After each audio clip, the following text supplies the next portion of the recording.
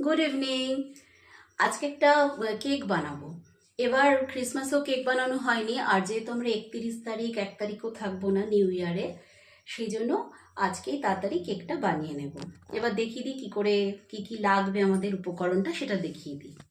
আজকে একটা 1 পাউন্ডের আইসক্রিম কেক বানাবো, চকলেট আইসক্রিম কেক। তো এটার জন্য আগে কেকটা বানিয়ে নিতে হবে, চকলেট কেকটা। আমি আগেই 2 কাপ মতো চিনি গুঁড়ো করে রেখেছি।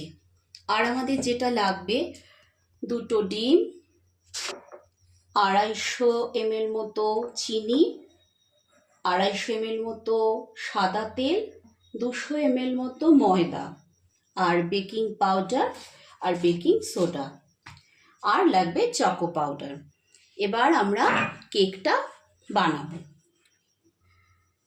আগে ডিমের সাদা অংশটাকে আলাদা করে একটা বাটির মধ্যে নিয়ে নিয়েছি, কুসুমটা যেন না পড়ে যায়, আলাদাই যেন থাকে, না হলে ফোমটা ঠিকমতো কিন্তু তৈরি হবে না।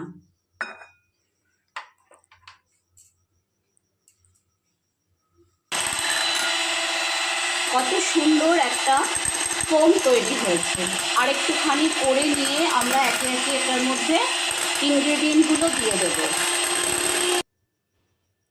ডিমের কুসুম দিয়ে দিলাম, সাথে দিলাম ময়দাটা। এখানে 200 ml মতো ময়দা দিয়েছি। আগে এটা একটুখানি ব্লেন্ড করে নিই, তারপর আবার পরের আইটেমটা মেশাবো। এবার এটার মধ্যে অল্প কোকো পাউডার মিশিয়ে দেব।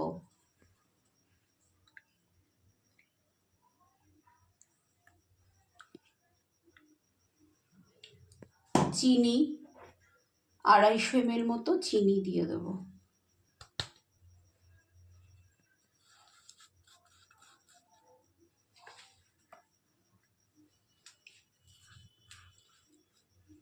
সাদা তেল মেশাবো 250 ml মতো।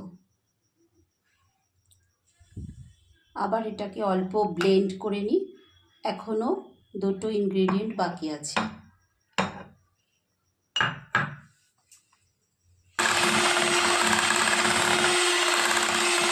আমাদের কেকের কালারটা পুরো এসে গেছে। আর এখানে বেকিং সোডা আর বেকিং পাউডার অল্প পরিমাণ মেশাবো।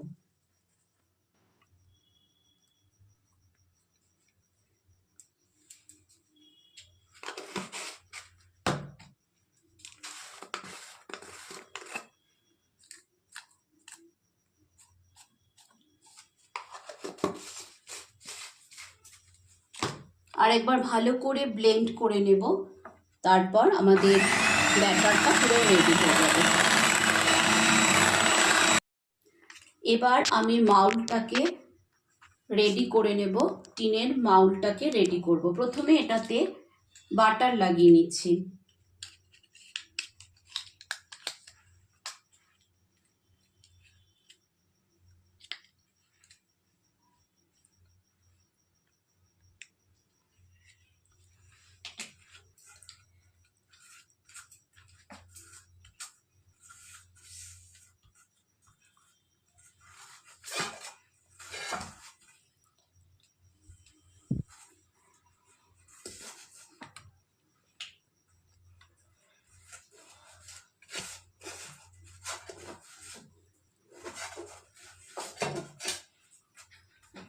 মাউল্টের সাইজ মতো আগে থেকে বাটার পেপারটা কেটে রেখেছি।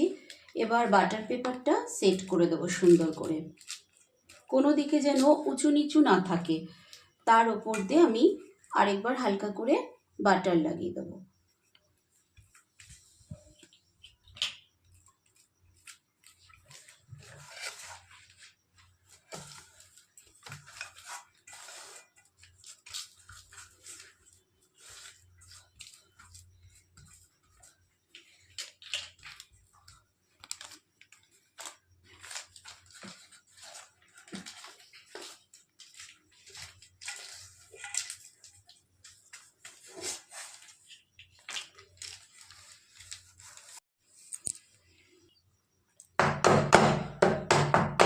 মাউলটাকে এভাবে একটু নাড়িয়ে দিলাম যাতে কোনো বাবলস থাকে সেটা চলে যাবে।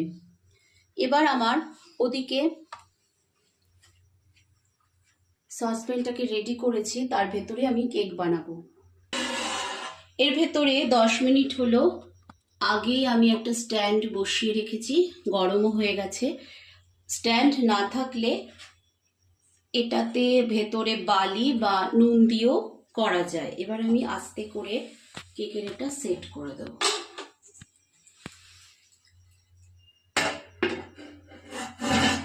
কমপ্লিট আমি একদম আটকে দেব যাতে কোনো রকমভাবে আর এয়ার পাস করতে না পারে। প্রায় 30 মিনিটসের মধ্যে আমার কেক রেডি হয়ে যাবে। আর একটা পাত্রের মধ্যে আইসক্রিমটা রেডি করে নেব। আমি দুধ নিয়েছি, এটা একদম ঠান্ডা দুধ নিতে হবে।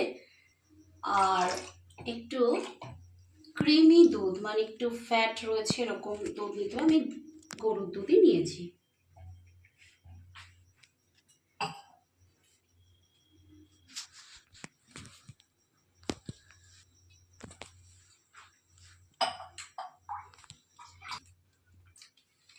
এবার এর মধ্যে অল্প কর্নফ্লাওয়ার মিশিয়ে দেব।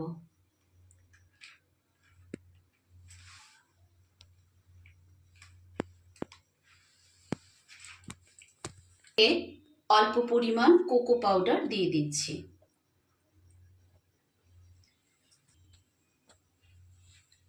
আস্তে আস্তে এটাকে নাড়তে হবে। আমি এদিকে দেখে নেব, আমার কেকটা মনে হচ্ছে রেডি হয়ে গেছে। একটা টুথপিক ঢুকিয়ে দেখে নিলাম, কিছু লেগে নেই আর, তার মানে আমার কেকটা পুরো রেডি। আমি গ্যাসটা বন্ধ করে দিয়েছি, একটু ঠান্ডা হলে কেকটা অন্য জায়গায় বের করে রাখবো। এটা অনেকটাই ঘন হয়ে এসেছে। এবার আমি এটার মধ্যে আরও কালারটা ভালো আনার জন্য একটুখানি ডার্ক চকলেট মিশিয়ে দেবো। যদি রেডি না থাকে এটা না দিলেও হবে, কিন্তু এতে কালারটাও যেমন সুন্দর আসবে, টেস্টটাও আরও ভালো হবে। এবার আমাকে এটা একটু ভালো করে ঘন করতে হবে। আমি কেকটাকে এবার একটা স্ট্যান্ডের ওপরে ট্রান্সফার করে দেবো, কারণ এটা আবার ঠান্ডা হওয়া দরকার। আর কেকটাকে ভালো করে ঢেকে রাখবো যাতে এটা কোন উপর থেকে হাওয়া না ঢুকতে পারে। আমার চকলেটের এটা রেডি হয়ে গেছে, অনেক ঘন হয়ে গেছে। এবার আমি গ্যাস বন্ধ করে দিচ্ছি, এটাকে ঠান্ডা করতে হবে। নর্মাল টেম্পারেচারে আসার পরে আমি এটাকে একটুখানি 5-10 মিনিটের জন্য ফ্রিজে রাখবো, তখন এটা আরও ঘন হয়ে যাবে।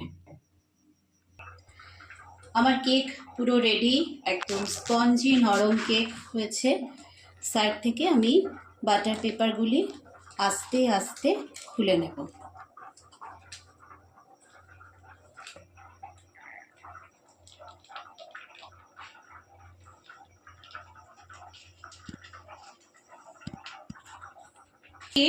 আমি মাউলটা সাজিয়ে রেখেছি, এখানে সেট করে দেব। এবার আমার আইসক্রিমটা তৈরি করে জাস্ট কেকের ওপর বসিয়ে দিলে আমার কেক কমপ্লিট। এবার আমি কেক বানাবো।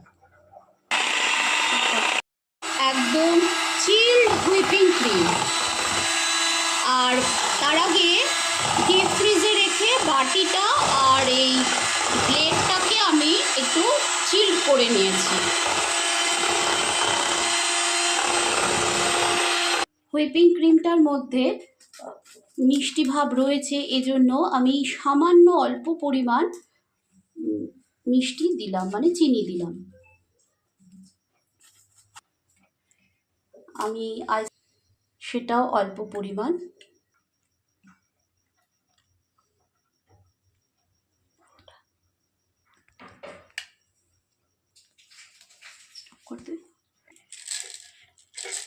অল্প পরিমাণ চকো চিপ দিয়ে দিলাম, খেতে বেশ ভালো লাগবে। এবার আবার আমি ব্লেন্ড করে নেব। এবার আমি আইসক্রিমের এটা ঢেলে দেব কেকের ওপরে খুব সাবধানে।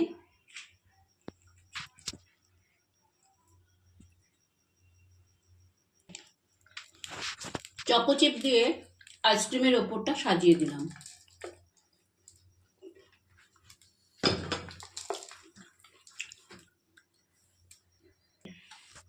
আইসক্রিমটা এবার ডিপ ফ্রিজের মধ্যে রাখতে হবে, সারা রাত রাখলে ভালো মতো জমে যাবে।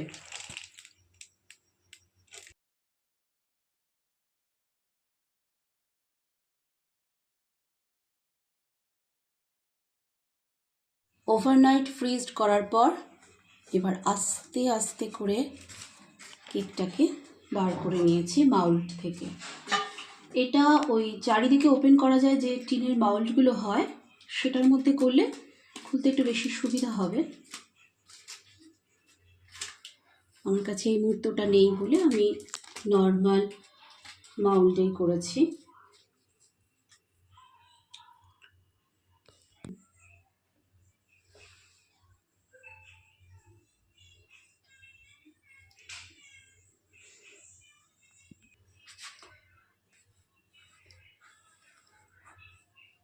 আইসক্রিমটা খুব ভালো মতো জমে গেছে।